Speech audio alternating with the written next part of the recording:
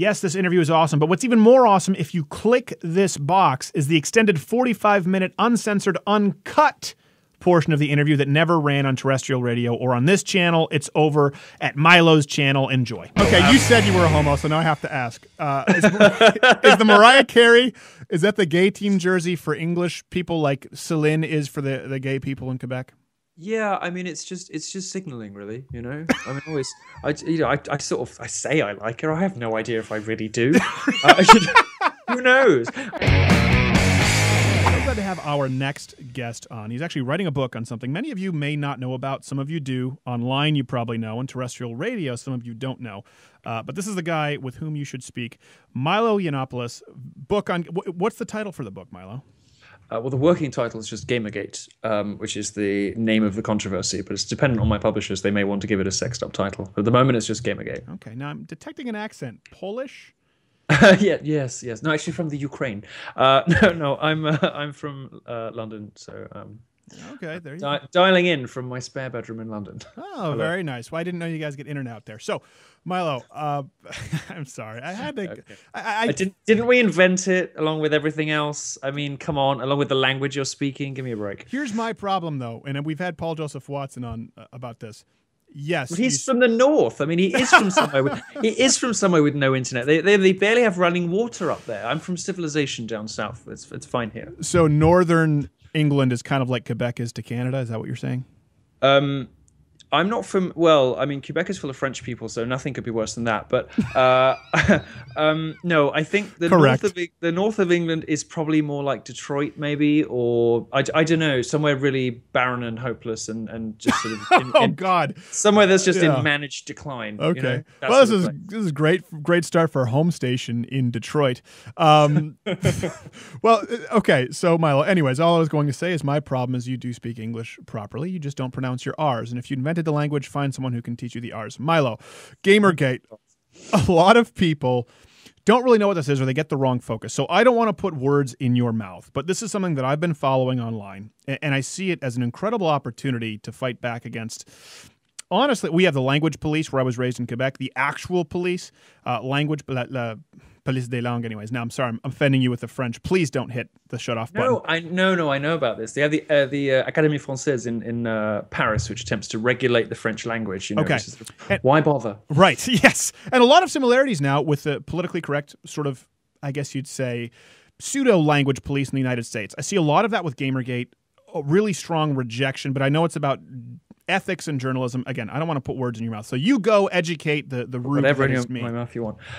No, I mean, the interesting thing about the Gamergate controversy, the reason I think it's significant, the reason I think it matters to people who don't play video games and who don't care about video games, is that the gamers have been the first fandom, the first community to not only to fight back against the language police, the social justice warriors, the feminists, the censors, the trendy metropolitan liberal bloggers on the east and west coasts.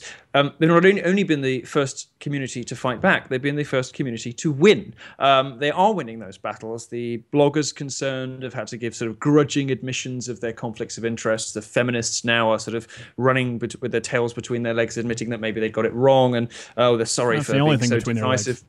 You're not wrong. But well, it depends on the feminists. Some of them, of course, used to be men. But the issue is that not only did gamers take them on, but gamers won. And they provided a really interesting template for other fandoms and for other sorts of people to fight back. And basically what it teaches us is what I think we've known all along, which is if you don't give in, if you don't budge, if you don't give an inch, if you don't say, oh, God, we're sorry, we did this poster with a sexy woman on it, it's really offended everybody. If you stand your ground, your consumers, your customers will reward you for it. And the potential benefits are not just financial, but also reputational. The only thing you can do wrong in the face of the sort of feminism, social justice warrior incursion, the only thing you can do wrong is give in. And gamers have demonstrated this with sort of fortitude and thoroughness and extraordinary meticulous attention to detail in their campaigns and all the rest of it, like we've never seen before. Mm-hmm. And it's been a remarkable thing to watch. Video games is an $87 billion industry, bigger than Hollywood. It is going to be a very significant part of the way that people communicate, the way people enjoy themselves, the way they relate to other human beings. It's a very significant and very important. It's a very important art form. It's a very important cultural movement, and people of my children's generation will communicate with one another and will come to find out about the world in large part through gaming, gaming of some kind, through video games of some kind, right. And to sort of nip in the bud this poisonous ideology, which is so thoroughly and completely and effectively infected literature, comic books, sci-fi, fantasy, to stand up to these people and say, you know what, no, what you're saying is nonsense. It's based on tired, discredited 70s identity politics and ridiculous ideology that fell out of fashion in academia decades ago. What you're saying is nonsense. You are calling people names who don't deserve to be called names. You're dragging people's names through the mud. And there is no basis for any of the claims that you're making. Get out of our hobby. For the first time, it's starting to work. And I think gamers deserve some credit for that. And as somebody who's interested in the culture wars and is interested in battlegrounds of this type, the GamerGate controversy has been by far the most interesting one that I've encountered in the last 8-10 years. It's fascinating you talk about that because you have two different sort of factions. People saying, well, don't bring it to the feminist issue. This is about ethics and journalism. It's sort of a gamer version of journalist, which I know you work with. You've done some work with Breitbart. Andrew Breitbart was a big part in revealing. So I know that the two kind of intersect, but I think people miss that bigger point. And I think it's because a lot of gamers aren't inherently conservative like I am. And I think conservatives maybe have a disconnect there. They're starting off from the platform of life, liberty, pursuit of happiness. And I think gamers are experiencing the wrath of sort of this politically correct monster that many of them don't even realize they've helped create. Well, what's interesting about gamers is, gaming as a medium, I think, is a naturally libertarian medium. It's mostly about personal agency and the consequences of one's own actions. It's about self-sufficiency. It's about shooting hookers. And of course, shooting hookers, which we all love to do on the screen. Unless you're Charlie Sheen. Continue. Well, and I think it's an inherently libertarian medium, and the war opening up for me is not so much between left and right as between authoritarians and libertarians. Right. I very much see what I see happening is gamers who are instinctively left-wing. They think of themselves. Hold on one second. Jeez, I didn't realize we have to go to a break. Hold on. Let's no problem. Keep the lights on, and then I'll bring you right back. Milo of GamerGate fame. Louder with Crowder. Stay tuned. Back with Milo, writing a book, on GamerGate. Huge scandal, actually, in one of the biggest industries, not only in the United States, in the world, so it's important to talk about. Milo, I had to cut you off. The floor is yours, sir. Continue. Yeah, sure. What I was saying is that the biggest gap for me is not between the left and the right in this war. I think gamers think of themselves as sort of reflexively left-wing, and I think they're right to. Certainly all the surveys they do show that they're left-wing on most social and many economic issues. The gap for me, the interesting gap, and I think it's one that's opening up throughout society, is between authoritarianism and libertarianism. I think it's between people who want to dictate how others live and people who simply want to be left alone. Now, gamers very firmly fall into that second box of people who want to be left alone. That's why, in many cases, they're playing games in the first place. So they've reacted very strongly against people who want to tell them what's acceptable and what's not in their games. And I don't think it really matters where those points of view come from. And what's interesting about the social justice warriors like Anita Sarkeesian is just how much they have in common with the old religious right. Almost indistinguishable, for example, from Jack Thompson, who said that video games were very violent. Anita Sarkeesian says they're sexist. And these critics use the same tactics. They demand the same things. They use the same language. And to all intents and purposes, they are indistinguishable from one another. Social justice warriors and feminists, of course, hate this being pointed out to them, but it is nonetheless true. And so I think the most important distinction is really between people who just want to be left alone to enjoy their hobby, consumers and fans of an entertainment medium, and these broken middle-class white train wrecks who have decided that the world is broken and they're the only people who can fix it. Well, let me back it up a little bit, because you talk about social justice warriors and sort of, I guess, I know Paul Joseph Watson uses the term third-wave feminism. I use the term neo-feminism. Let's back it up for people who maybe don't know the story.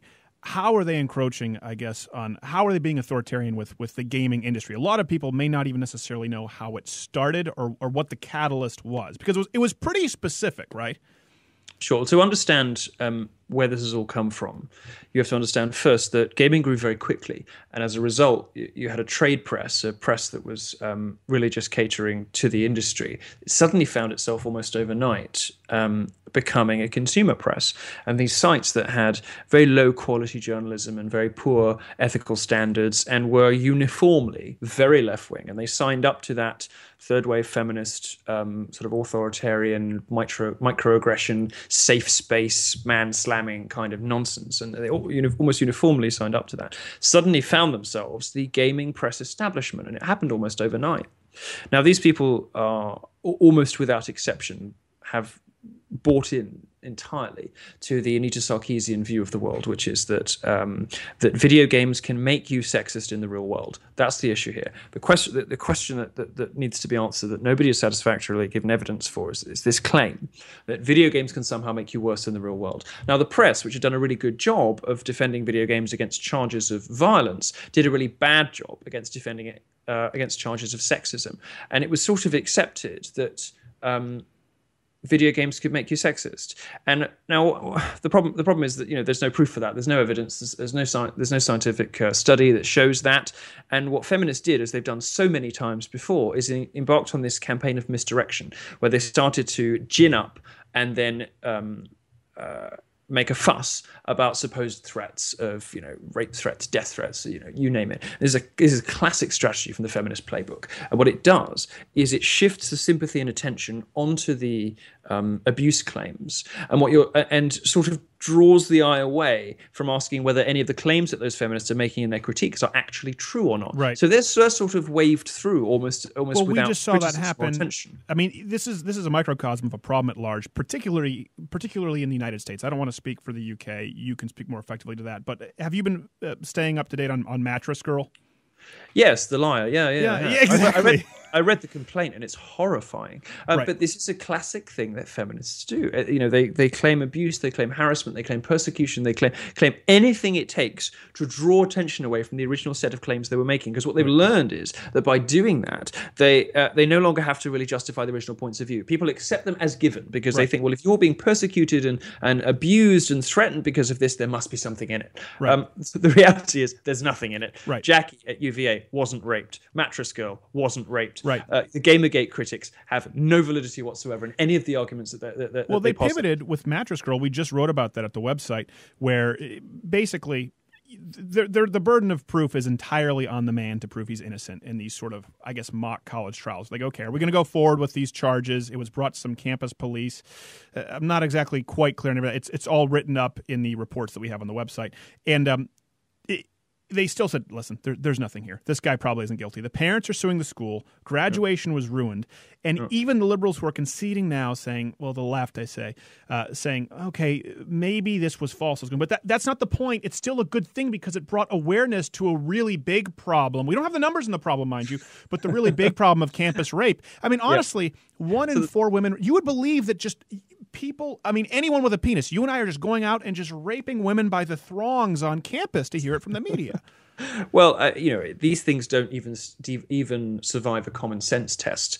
They particularly don't survive any kind of critical or academic inquiry. So, you look at people like Christine Harv Summers at the American Enterprise Institute, who very effectively and completely demolished most of these claims, whether it's the gender wage gap, which does not exist, whether it's the rape crisis of rape culture on campus, which does not exist. This stuff is posited, and then immediately you'll notice in every case there's a misdirection applied to it. It does exist if you count all drunken intercourse as rape. So they try to make it exist. That's the issue now. So, I mean, I've written quite extensively about this sort of stuff. I mean, I'm a homo, so I don't really have I don't have a dog. I didn't know if you were just English or what.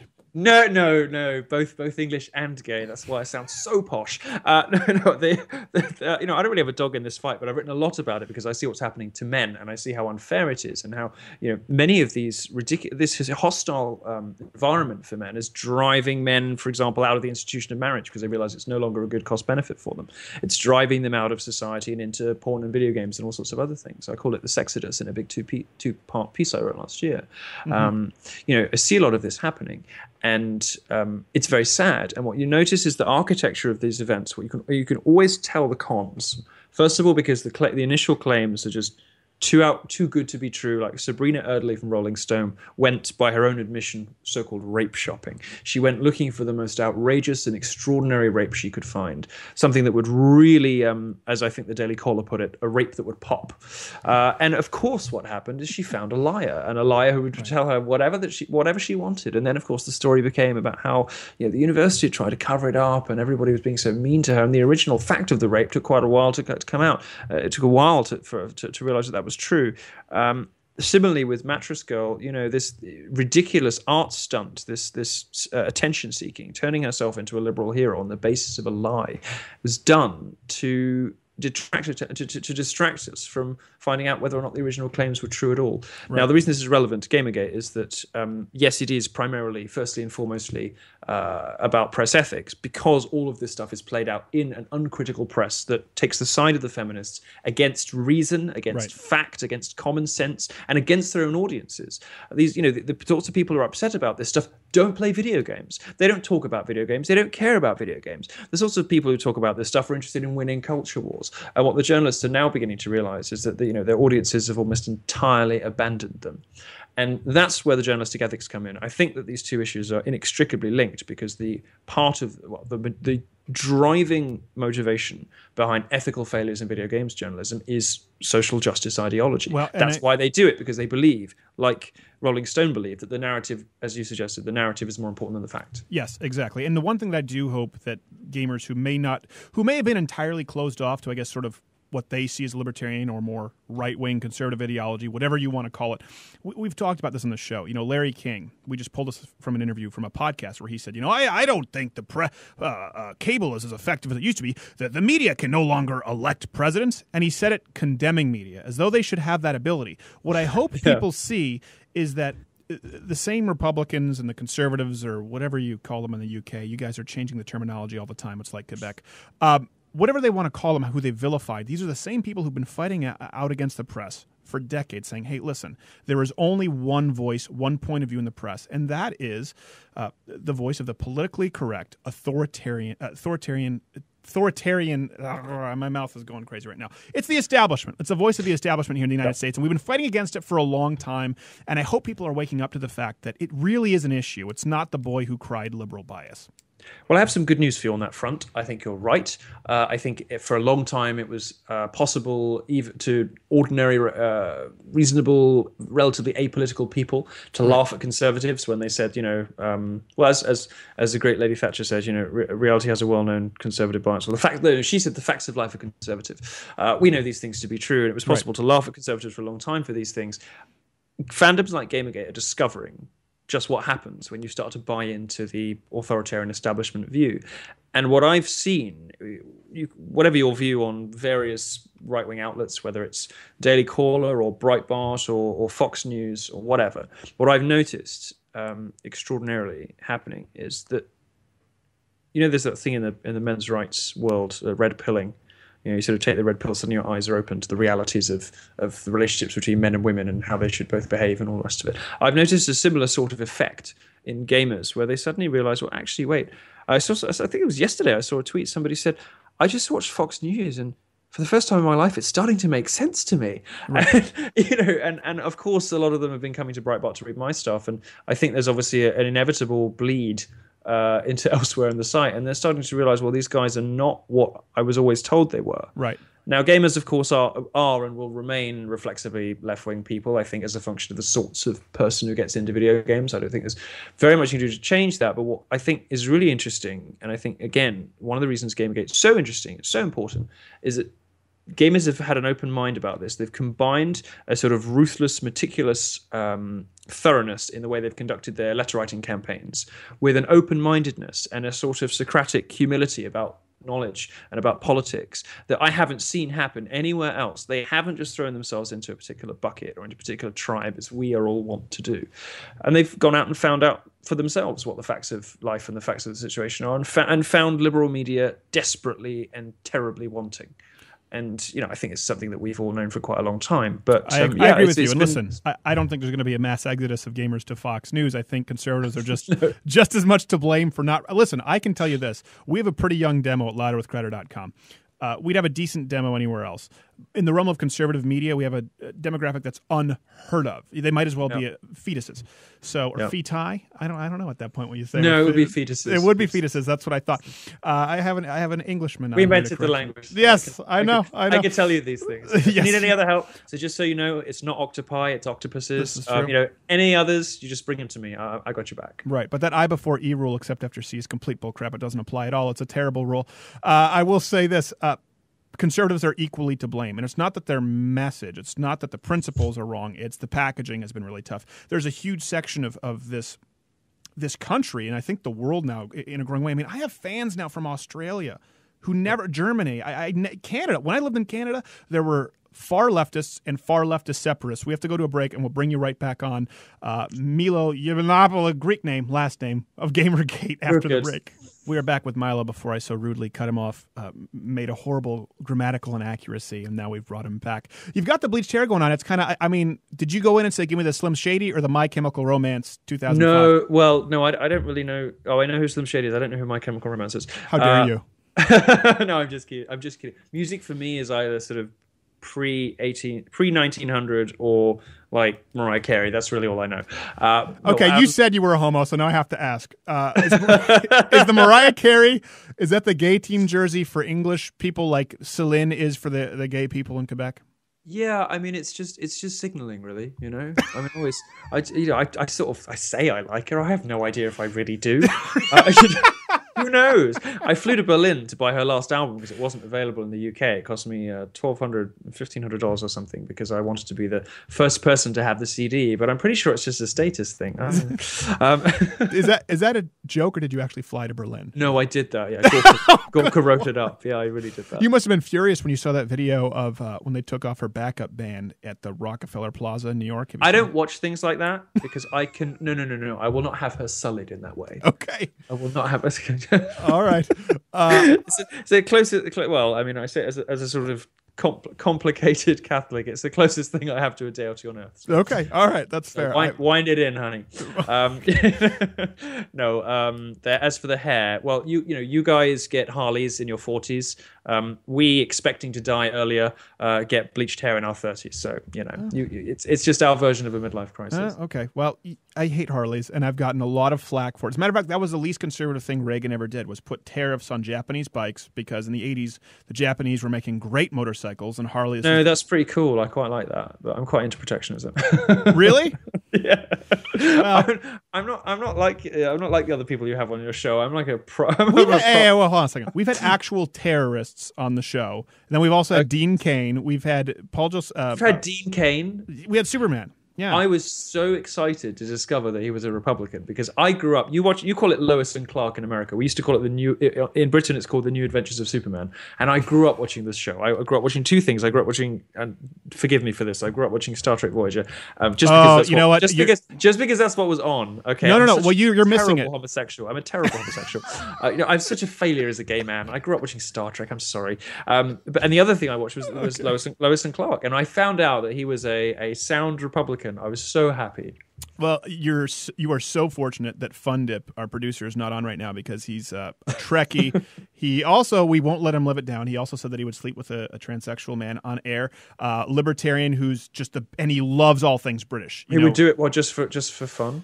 You'd have to ask him. We'll have you back on, and you can have. Was that a male to female or a female to male? Well, he claims it's no longer a male. If it's male to female. Do you know there's you know about ceilings? You know, like there's a glass ceiling. Women can't ascend beyond a certain level in work. It's called the glass ceiling. Is there a prosthetic penis ceiling? Is that where we're going? No, it's called the cotton ceiling, and it describes the inherent transphobia that all cisgendered people have against transsexuals. It basically is a transgender campaigner's way of saying, if you don't want to have sex with me, you're transphobic. And it's called the cotton ceiling, supposedly because nobody gets past the panties.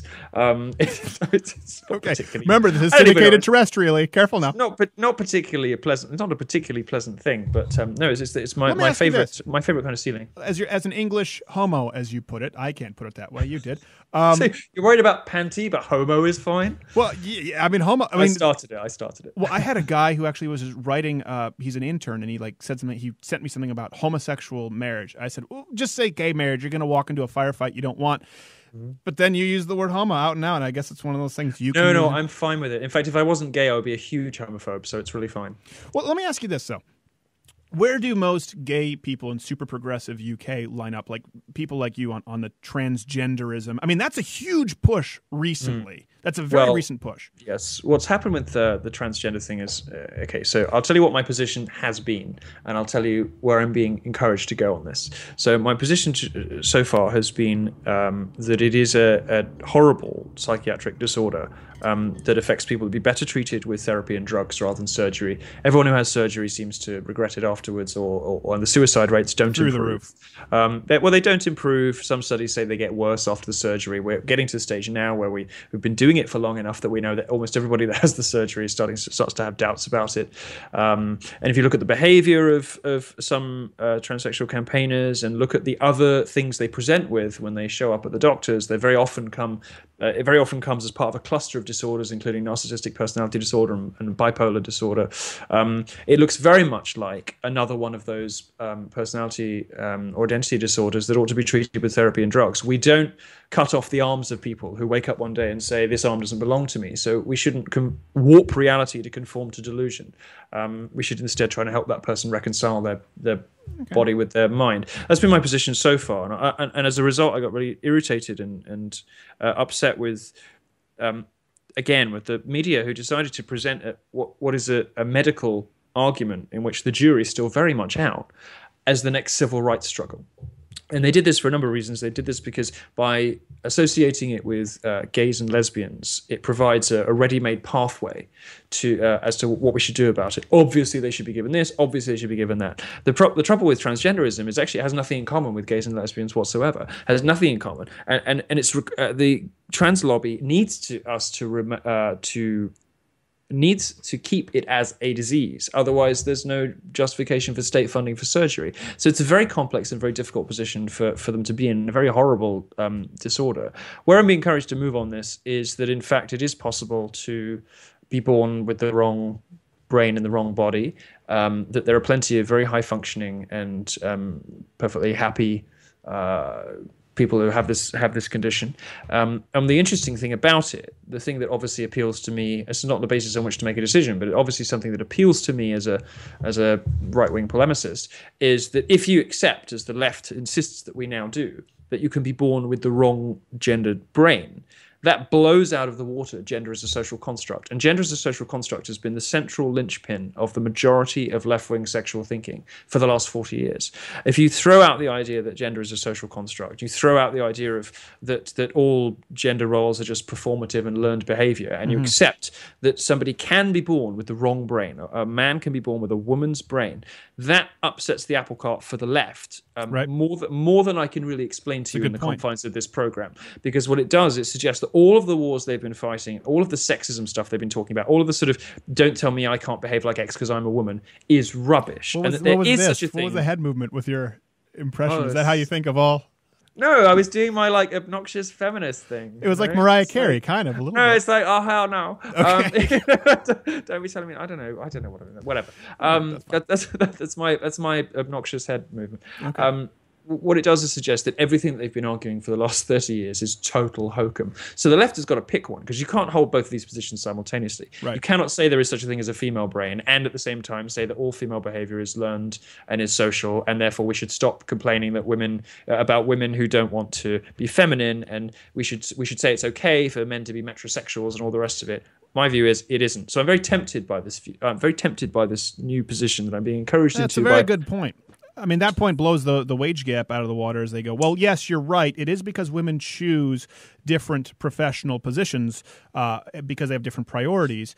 But that's because of societal constructs. Socialization. Exactly. And if it's true, if what they tell us about transsexuals, transgender sufferers is true, if they tell us that there is a female brain and a male brain, and there are, the scary specter of biological determinism rears its head again, it may be simply unanswerable. Right. That women make different career choices and therefore willingly earn less money when you average that out across the whole of society, which is what dissident feminists and right-wing critics have been saying for decades. Well, let me ask you this, to be devil's advocate here. Would you then have to be more open-minded to what is not a hateful conservative view, but a view on complementarianism, that inherently a mom can provide something to a family unit that a man can't, and that a father can provide something to a family unit that a mom can't, because that's a big reason. I absolutely believe that. I've always believed that. It's why I don't support gay parenting. I mean, aside from the gigantic volumes of domestic violence in lesbian relationships, they're all kicking the crap out of each other all day long.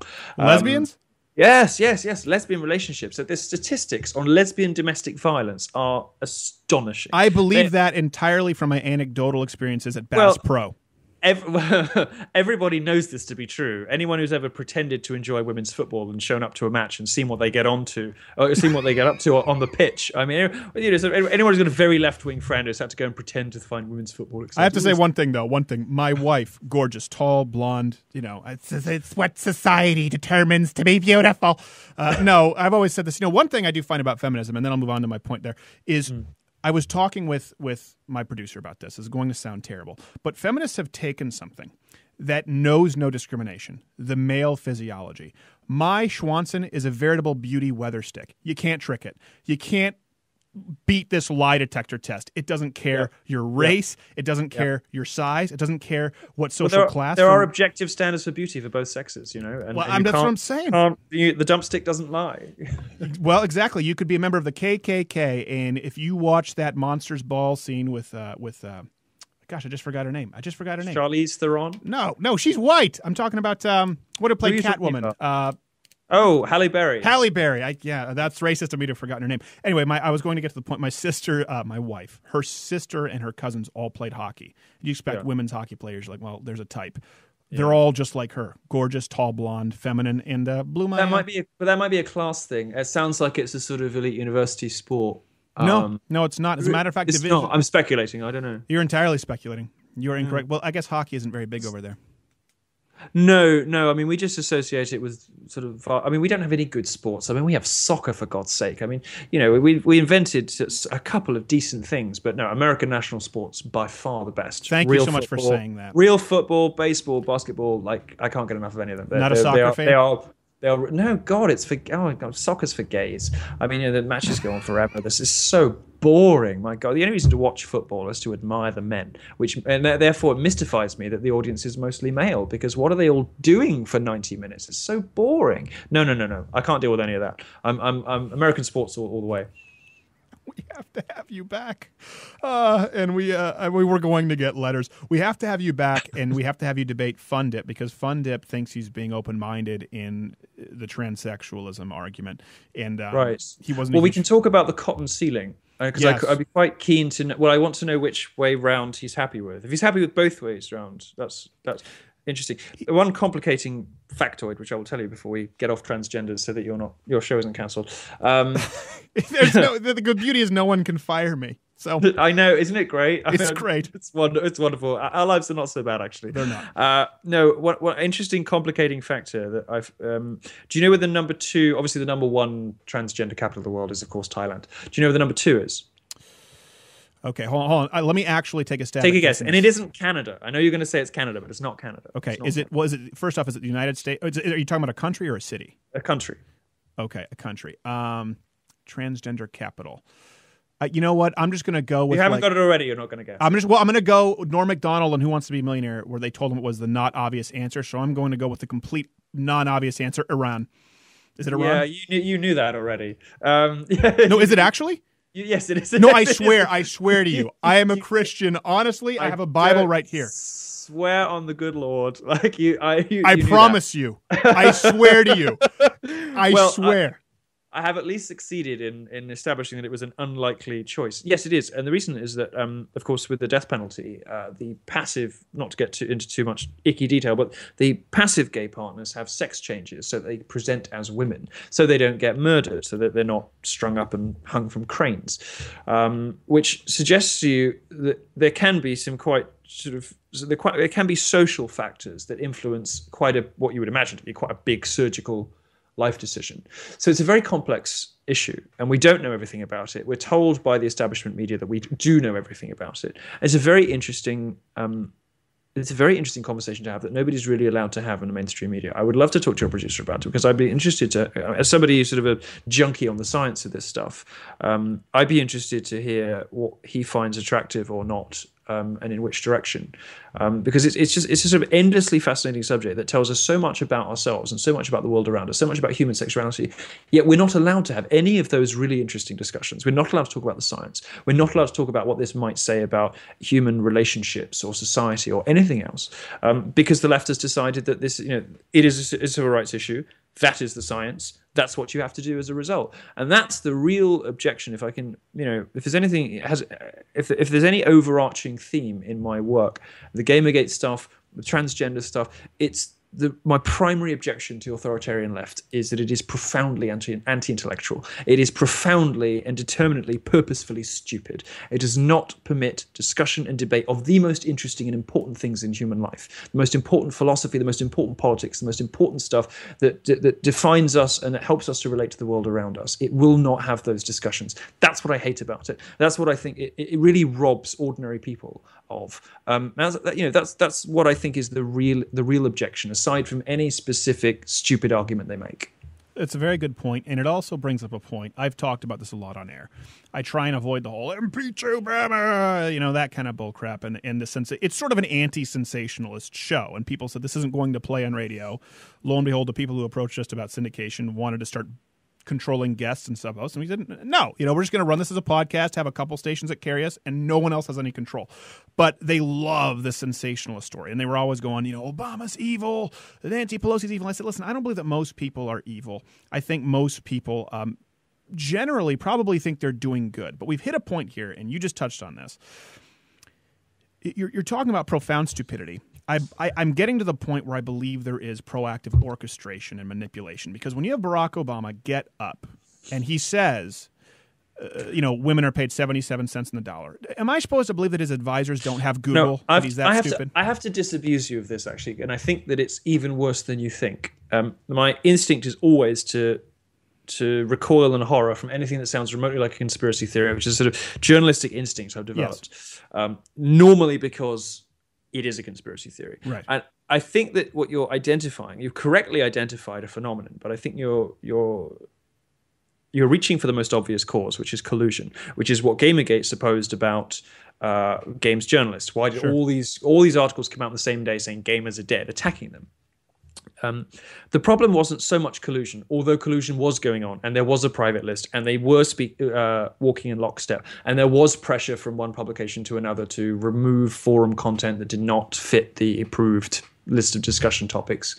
But I think it's worse than that. When you have a sort of ossified establishment echo chamber, you don't even need collusion. Well, you don't need people. We have 1 minute. Yeah. I don't mean to cut you off. I do. Sure. I agree with you, and that's always what I've said. I've said it since September on the show, since the show started. But let me ask you this. Do you honestly think that Barack Obama doesn't know that's a false stat, the 77 cents on the dollar, the wage gap? I believe that he knows that it's false. I believe he says it anyway. And this is one of many reasons why I really detest having left-wing people in government, because they're fundamentally dishonest. Okay. But we would agree on that point. He's not that stupid. No, I don't think he is. Yeah, and I used to just say, I don't think he's evil. I think he doesn't know better. I believe that it was because he was in an echo chamber. I think it's narrative over fact. I think it's the reason Obama says that, knowing it's wrong, for the same reason that Rolling Stone published the UVA story. Right. The ends justify the means, sir. And I had to go Oprah and wrap it up in a cliche. She loves her sound bites. She's the most evil woman in the world. It's time for something for another show. Tyler Perry is going to write you an angry letter. And he's worth more than, I think, the entire gaming industry. Now, where can people best find you, Milo? Twitter's probably the best place. I'm prolix on social media, so you can find me at Nero. You can always email me, miloyiannopoulos.net. I love to hear from people. And look out for the book in summer. In the summer. Wow, you are moving along quickly with that. Thank you very much, Milo. We will have to have Thanks you, so much. Milo, we'll have to have you back and knock some sense into Fun Dip. Thank you so much. Appreciate it. Louder with Crowder. We'll be back after this. If you like this video, subscribe by clicking my face in this box or the subscribe button for those of you who have to read. I don't know if we can do it in Braille at some point, but if you want to see the extended interview, click on the box next to me to go over to Milo's channel, where there's a 45-minute uncensored, incredibly profane, from Milo's end, portion of the interview. Enjoy.